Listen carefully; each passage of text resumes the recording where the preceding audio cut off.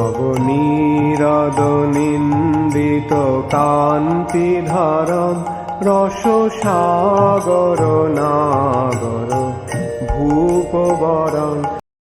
हरे कृष्णा, सभी को सादर प्रणाम। तो आज हम लोग पढ़ेंगे स्कंद 10 का अध्याय 3 और अध्याय 6 होगा आज। हाँ, स्कंद 10 अध्याय 6 श्लोक नंबर 27 से। तो अभी तक हम लोग पढ़े थे कि ये पूतना के शरीर को कैसे जलाया गया और उसके बाद सब लोग कैसे भगवान को उनके ऊपर से उसके ऊपर से लाते हैं और नजर उतारते हैं गाय की पूंछ से। ये सब हम लोग पढ़े अभी पिछले क्लास में। और गोबर का महत्व तो बताया गया, किस गोबर से हम लोगों को क्या क्या मिलता है, किस प्रकार हम लोग गोबर से अपना घर का शुद्धि करते हैं। औषधि के रूप में गोबर का इस्तेमाल होता है, गोमूत्र का इस्तेमाल होता है औषधि के रूप में।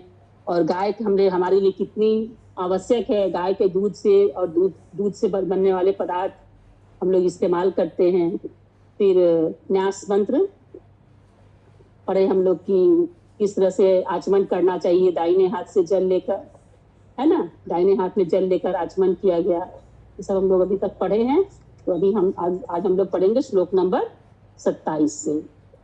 और गोपियां जो थी वो स्तुति करती हैं किस तरह से, मतलब कि भगवान का पांव को सुरक्षित करने के लिए अज देवता का मणिमान घुटनों की, मतलब किस तरह से उनका शरीर का रक्षा के लिए अलग अलग स्तुति मंत्र पढ़ती हैं गोपियां लोग।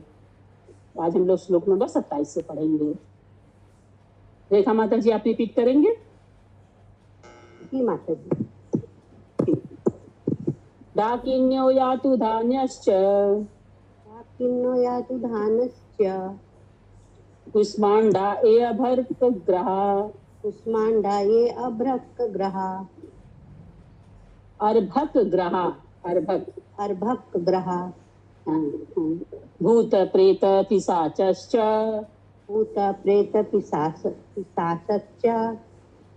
यक्ष रक्षो विनायका कोटरा रेवती ज्येष्ठा पूतना मातृकादया उन्मादाये हि परस्परा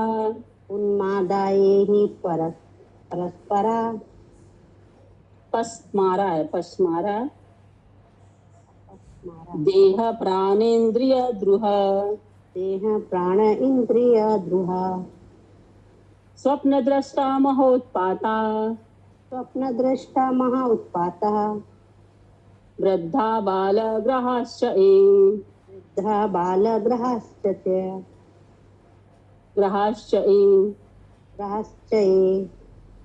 सर्वे नश्यन्तु ते विष्णु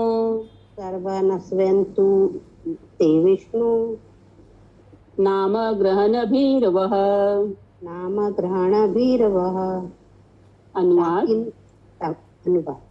डाकिनी यातुधानी तथा कुष्मांड नामक दुष्ट डाइने बच्चों को सबसे बड़ी शत्रु है, तथा भूत प्रेत पिशाच यक्ष राक्षस तथा विनायक जैसे दुष्ट आत्माओं के साथ कोटरा रेवती ज्येष्ठा पूतना तथा मातृका जैसी डाइने भी सदैव शरीर प्राण तथा इंद्रियों को कष्ट पहुंचाने के लिए तैयार रहती है। इससे स्मृति की हानि, उन्माद तथा बुरे स्वप्न उत्पन्न होते हैं। वे अनुभवी दुष्ट ग्रहों की तरह बच्चों के लिए विशेष रूप से भारी उत्पात खड़ा करते हैं, किंतु भगवान श्री विष्णु के नामोच्चार से ही उन्हें नष्ट किया जा सकता है, क्योंकि जब भगवान श्री विष्णु का नाम प्रतिध्वनित होता है तो वे सब डर जाते हैं और दूर भाग जाते हैं। तात्पर्य ब्रह्म संहिता 5.33 में कहा गया है, अद्वैत अच्युतम अनादि अनंत रूपम आद्यम पुराण पुरुषम नवयौवन च वेदे सुदुर्लभ अदुर्लभ मातम भक्तो गोविंदम अद्वैतम अच्युतम अनादिम अनंत रूपम आद्यं पुराण पुरुषं नौ यौवनं च वेदेषु दुर्लभम् अदुर्लभम् आत्मभक्तौ गोविन्दमादिपुरुषं तमहं भजामि। मैं उन पूर्ण पुरुषोत्तम भगवान गोविंद की पूजा करता हूँ जो आदि पुरुष हैं, अद्वैत हैं, अच्युत हैं और अनादि हैं। यद्यपि वे अनंत रूपों में विस्तार करते हैं, फिर भी वे आदि हैं और सबसे वृद्ध पुरुष होकर भी वे सदैव युवक लगते हैं। ऐसे नित्य आनंदमय तथा सर्वज्ञ रूपों वाले श्री भगवान वेदों के पुस्तकीय ज्ञान से नहीं जाने जा सकते, अपितु वे शुद्ध अनन्य भक्तों के समक्ष स्वतः प्रकट होते हैं। हमारे शरीर को तिलक से सजाते समय श्री विष्णु के 12 नामों का उच्चारण करके शरीर को सुरक्षा प्रदान करते हैं। यद्यपि गोविंद यह भगवान श्री विष्णु एक हैं, किंतु उनके विभिन्न नाम तथा रूप हैं जिनसे वे भिन्न भिन्न कार्य करते हैं। किंतु यदि किसी को एक साथ सारे नाम स्मरण नहीं रहते तो वे एकमात्र भगवान श्री विष्णु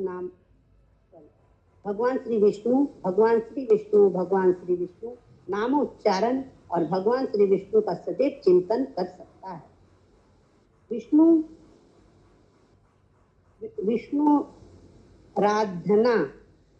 आराधनम परम पूजा का यही सर्वोच्च रूप है। यदि कोई निरंतर श्री विष्णु का स्मरण करे तो भले ही उसे दुष्ट आत्माएं सताती हो, किंतु उसकी रक्षा निसंदेह हो सकती है। आयुर्वेद शास्त्र की संस्कृति है, औषधि चिंतयेत विष्णु। यहाँ तक कि दवा खाते समय भी श्री विष्णु का स्मरण करें, क्योंकि दवा ही सब कुछ नहीं होती। भगवान श्री विष्णु असली रक्षक हैं। यह भौतिक जगत विपदाओं से भरा हुआ है। पदम पदम यद विपदाम है, यहाँ पे थोड़ा रॉन्ग है ना जी। यह पदम पदम यद विपदाम, पद पे विपदा है। अतः मनुष्य को वैष्णव बनकर के निरंतर श्री विष्णु का चिंतन करना चाहिए। हरे कृष्ण महामंत्र का कीर्तन करने से यह अधिक सुगम हो जाता है। इसीलिए श्री चैतन्य महाप्रभु ने संस्तुति की है, कीर्तनीय सदा हरि परम विजयते श्री कृष्ण संग कीर्तनम तथा कीर्तना देव कृष्णाय मुक्त संग परम व्रजते। हरे कृष्ण। तो यहाँ पे कह रहे हैं कि हम लोग 12 नाम उच्चारण करके अपने शरीर को सुरक्षा प्रदान करते हैं। ओम बोलते हैं ना, ओम केशवाय नमः, ओम नारायणाय नमः, ओम माधवाय नमः, ओम गोविंदाय नमः। तिलक लगाते हैं 12 जगह ना हम लोग। तो वही बता रहे प्रभुपाद जी किस तरह से हम लोग अपने शरीर को सुरक्षित रखते हैं। यद्यपि गोविंद या भगवान श्री विष्णु एक हैं, अलग अलग नाम लेने से क्या भगवान अलग अलग नहीं हो गए? भगवान के नाम अनेक हैं, है ना। और वो नाम जो है अलग अलग नाम, अलग अलग रूप जो है वो भगवान उनसे अलग अलग कार्य करते हैं। जैसे कि हम लोग नाम के अनुसार जानते हैं कि भगवान का जो नाम है ऋषिकेश मतलब सबकी रक्षा करते हैं ना भगवान ऋषिकेश।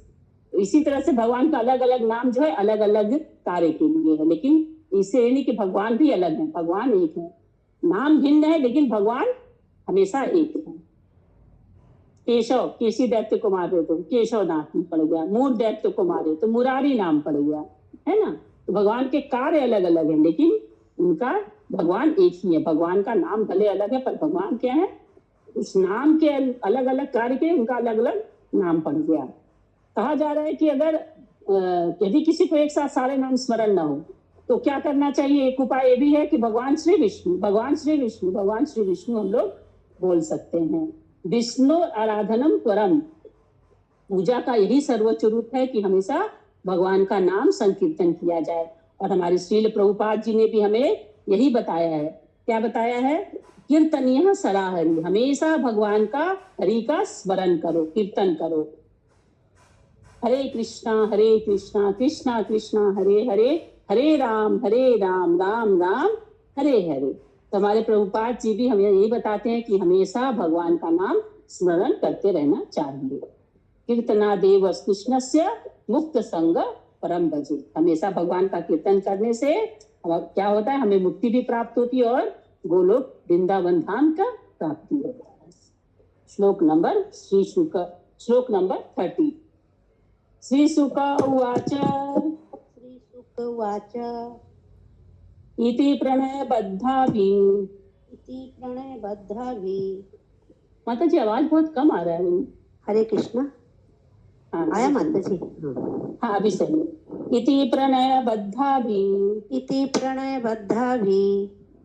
गोपीभिः कृतरक्षणम्। गोपीभिः कृतरक्षणम्। पाययित्वा स्तनं माता। पाययित्वा स्तनं माता। सन्न्यवेशयत् आत्मजम्। सन्न्यावेशयत् आत्मजम्। हाँ, अनुवाद। श्री सुखदेव गोस्वामी ने आगे कहा, माता यशोदा समेत सारी गोपियां मातृ स्नेह से बधी हुई थी।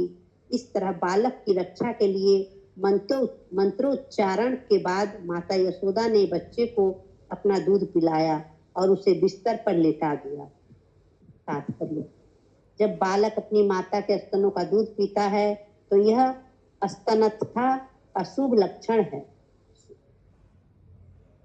स्वस्थता, यह स्वस्थता का शुभ लक्षण है। इसीलिए ज्येष्ठ गोपियां भगवान श्री कृष्ण की सुरक्षा प्रदान करने के लिए केवल मंत्रोच्चारण से ही संतुष्ट नहीं हुई, अपितु उन्होंने इसकी भी परीक्षा की कि उनके बालक का स्वास्थ्य ठीक है कि नहीं। जब बालक ने स्तन से दूध पिया तो इसकी पुष्टि हो गई कि बालक स्वस्थ है, और जब गोपियां पूरी तरह तुष्ट हो गई तो उन्होंने बालक को उसके बिस्तर पर लिटा दिया। हरे कृष्ण। हरे कृष्ण। तो श्लोक नंबर 31। तावत् नंदादयो गोपा। तावत् नंदादय गोपा। मथुराया व्रजं गताः। मथुराया व्रजं गता। विलोक्य पूतना देहं। विलोक्य पूतना देहं। बभूवुरति विस्मिताः। बभूर्व इति अति विस्मिता। अनुवाद। तब तक नंद महाराज समेत सारे ग्वाले मथुरा से लौट आए, और जब उन्होंने रास्ते में पूतना के विशालकाय शरीर को मृत पड़ा देखा तो वे अत्यंत आश्चर्यचकित हुए। तात्पर्य, नंद महाराज के आश्चर्य को कई प्रकार से समझा जा सकता है। पहले तो यह कि ग्वालों ने इसके पूर्व वृंदावन में इतना विशाल शरीर कभी नहीं देखा था, इसीलिए सभी लोग आश्चर्यचकित थे। फिर वे विचार करने लगे कि आखिर इतना विशाल शरीर आया कहाँ से? क्या यह आकाश से गिरा था, या क्या किसी भूल से या किसी योगिनी की शक्ति से वे वृंदावन की बजाय किसी दूसरे स्थान पर तो नहीं पहुंच गए? वे ठीक से अनुमान नहीं लगा सके कि क्या हुआ, इसीलिए वे आश्चर्यचकित थे।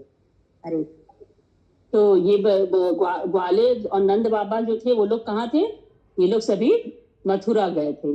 तो जब वो लोग उस समय जब पूतना आई थी भगवान कृष्ण को उठा के ले गई, उस समय ये लोग नहीं थे वहां पे। तो जब ये लोग वापस आए तो वहां पे इन लोगों को वसुदेव जी बोले थे ना कि अब तुम लोगों का काम तो यहाँ से हो गया, आप लोग वापस लौट जाइए वृंदावन। तो जब ये लोग वापस आ रहे थे तो रास्ते में इनको बहुत विशाल शरीर मिला, और इनको पता नहीं है कि ये किसका शरीर है।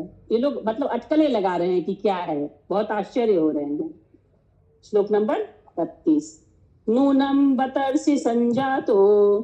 नूनम बतर्षि संजातो। योगेशो वा समासशः। योगेश वा समासशः। स एव दृष्टो हि उत्पातो।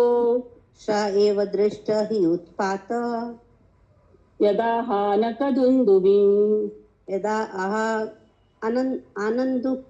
आनंदुदुम्भिः। आनक दुंदुभी ये नाम है वसुदेव जी का। दुंदुभी। अनुवाद। नंद महाराज तथा अन्य ग्वाले चिल्ला पड़े, हे मित्रों, जान लो कि आनंक दुदुम्भी अर्थात वसुदेव बहुत बड़ा संत या योगेश्वर बन चुका है, अन्यथा वह इस उत्पात को पहले से कैसे देख सकता था और हमसे इसकी भविष्यवाणी कैसे कर सकता था। तात्पर्य, इस श्लोक से क्षत्रियों तथा भोले वैश्यों का अंतर प्रकट होता है। वसुदेव राजनैतिक स्थिति का अध्ययन करके देख सकते थे कि क्या होने वाला है, जबकि खेतीहरों के राजा नंद महाराज इतना ही अनुमान लगा सकते थे कि वसुदेव महाराज महान संत हैं और उन्हें योग शक्ति प्राप्त हो चुकी है। वास्तव में वसुदेव के अधीन सारी योग शक्तियां थी, अन्यथा वे भगवान श्री कृष्ण के पिता कैसे बनते। किंतु वास्तविकता तो यह थी, कंस की राजनैतिक हलचलों का अध्ययन करके ही उन्होंने उत्पातों को पहले ही देख लिया था और नंद महाराज को सतर्कता बरतने के लिए सावधान किया था। नंद महाराज इस घटना की भविष्यवाणी को वसुदेव के आश्चर्यजनक योग शक्ति से संभव मान रहे थे। हठ योग के अभ्यास द्वारा प्राप्त योग शक्ति से मनुष्य भविष्य को जान सकता है। हरे कृष्ण। हरे कृष्ण।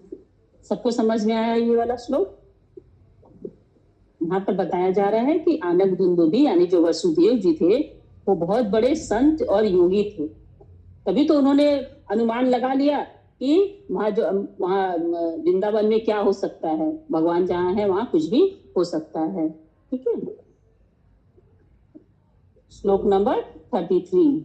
कलेवरम परशुभिच्छित्वा, कलेवरम पर कलेवरम परशुभि, कलेवरम परशुभि छित्त्वा तत्ते ब्रजोकशः, छित्त्वा तत्ते ब्रजोकश, दूरे छित्त्वा यवशो, दूरे छित्त्वा अवयस्वसो, न्यदहन् काष्ठवेष्टितम्।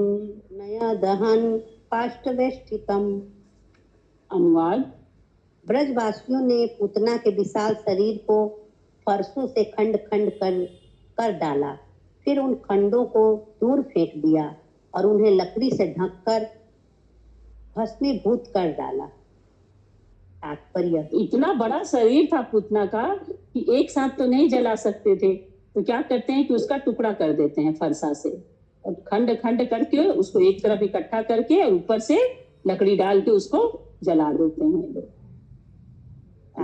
तात्पर्य, यह प्रथा है कि सांप को मारने के पहले उसके शरीर को खंड खंड कर दिया जाता है, कहीं हवा के संसर्ग से वह पुनः जीवित न हो उठे। सांप को मार देना ही पर्याप्त नहीं है, मारने के बाद इसे खंड खंड करके जला देना चाहिए, इससे खतरा जाता रहेगा। उतना एक विशाल सर्प की तरह थी, इसीलिए ग्वालों ने इन्हें सावधानियों को ध्यान में रखकर उनके शरीर को जलाकर भस्म कर डाला। अरे तो यहाँ पर पूतना का तुलना किया जा रहा है एक बड़े सांप से। जैसे सांप को एक साथ नहीं जलाया जाता है ताकि वो फिर जीवित न हो जाए हवा का संसर्ग पाकर, तो इसीलिए पूतना को भी खंड खंड करके जलाया गया। तो हरे कृष्णा। इंद्रावती माता जी आगे आप पढ़ना चाहेंगी? ठीक है। श्लोक नंबर 34। दह्यमानस्य देहस्य धूमश्चागुरुसौरभः उत्थिता कृष्ण निर्भुक्ता सपद्याहत पाप्मनः। अनुवाद। क्योंकि भगवान श्री कृष्ण ने उस राक्षसी पूतना का स्तनपान किया था, अतः जब भगवान श्री कृष्ण ने उसे मारा तो वह तुरंत समस्त भौतिक कलमश से मुक्त हो गई और उसके सारे पाप स्वतः ही दूर हो गए। अतः जब उसके विशाल शरीर को जलाया जा रहा था तो उसके शरीर से निकलने वाला धुआं अंगूर की सुगंध सा महक रहा था। तात्पर्य, ऐसा क्यों हुआ? अगर वो डेड बॉडी को जलाया जाता है तब तो उससे इतना अच्छा स्मेल नहीं आता है, तो पूतना का शरीर, हाँ, क्योंकि भगवान ने उसके शरीर को स्पर्श किया था। भगवान के स्पर्श करने से उसके शरीर को जब जलाया गया तो उससे अगुरु का स्मेल आ रहा था, जो कि हम लोग बहुत शुद्ध पवित्र चीज मानते हैं अगुरु को। इष्ट भावना का ऐसा ही प्रभाव होता है। यदि कोई व्यक्ति अपनी इंद्रियों को भी भगवान की सेवा में लगाकर किसी तरह कृष्ण भावना भावित हो जाता है तो वह सारे भौतिक कलमश से तुरंत मुक्त हो जाता है। कृष्णवताम स्वकथा कृष्ण पुण्य श्रवण कीर्तन भागवत 1.2.70। भगवान श्री कृष्ण की लीलाओं को सुनना शुद्ध जीवन की शुरुआत है। पुण्य श्रवण कीर्तन, केवल सुनने तथा कीर्तन करने से मनुष्य शुद्ध बन जाता है। अतः भक्तिमय सेवा संपन्न करते समय श्रवण कीर्तन अत्यंत महत्वपूर्ण है। तब मनुष्य शुद्ध इंद्रियों से भगवान की सेवा करना शुरू करता है। ऋषिकेश सेवनम भक्ति उच्चते, यह भक्ति कहलाती है। जब एन केन प्रकारेण प्रत्यक्ष रीति से पूतना से स्तनपान कराकर श्री भगवान की सेवा में उसे लगाया गया तो वह तुरंत शुद्ध बन गई। यहाँ तक कि जब उसका दुष्ट भौतिक शरीर जलकर छार हो गया तो उसमें अगुर की सुगंध निकली, जो कि अत्यंत अच्छी लगने वाली सुगंधित जड़ी बूटी है। हरे कृष्ण। हरे कृष्ण। श्लोक नंबर 35 और 36 आज का अंतिम श्लोक है। पूतना लोक बालग्नि राक्षसी रुधिरासन जिंघासयापि हरे स्तनं दत्त्वापसद्गतिम् किं पुनः श्रद्धया भक्त्या कृष्णाय परमात्मने यच्छन् प्रियतमं किं नु रक्तास्तन्मातरो यथा पूतना सदा ही मानव शिशुओं के खून की प्यासी रहती थी और इसी अभिलाषा से वह भगवान श्री कृष्ण को मारने आई थी। किंतु भगवान श्री कृष्ण को स्तनपान कराने से उसे सर्वोच्च पद प्राप्त हो गया। तो भला उसके विषय में क्या कहा जाए, जिनमें माताओं के रूप में भगवान श्री कृष्ण के लिए सहज भक्ति तथा स्नेह था और जिन्होंने अपना स्तनपान कराया या कोई अत्यंत प्रिय वस्तु भेंट की थी, जैसे कि माताएं करती रहती हैं।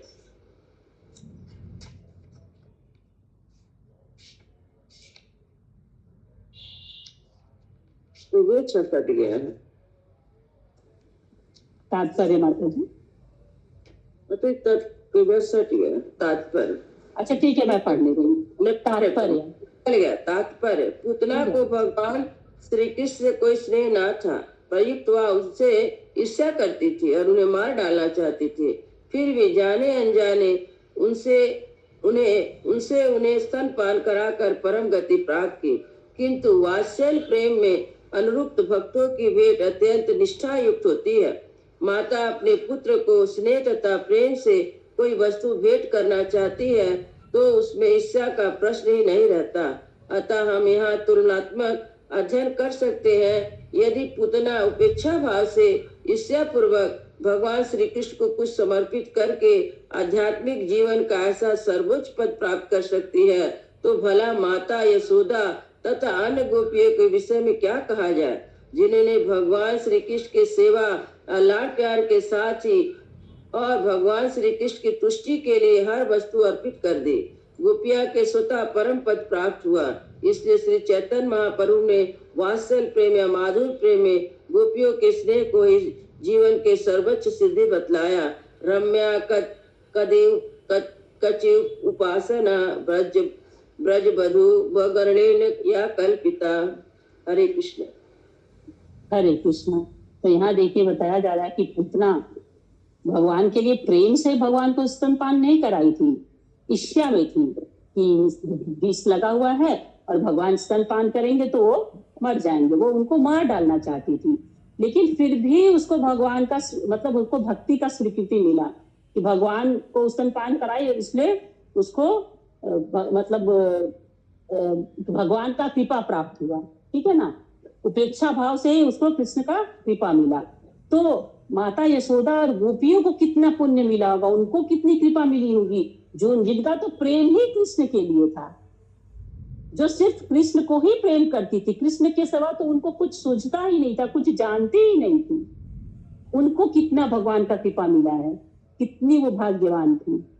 तो यहाँ गोपियों के प्रेम का और उतना के प्रेम का तुलना किया जा रहा है कि उतना जो कि इच्छा करती थी भगवान का प्रेम प्राप्त की। तो गोपियां तो बहुत महान हैं जो भगवान के लिए ही जीती थी। ठीक है, तो यहाँ पर हम लोग का कल तक का इसका श्लोक था। श्रीमद् ग्रंथ भागवतम की जय, श्रील प्रभुपाद की जय।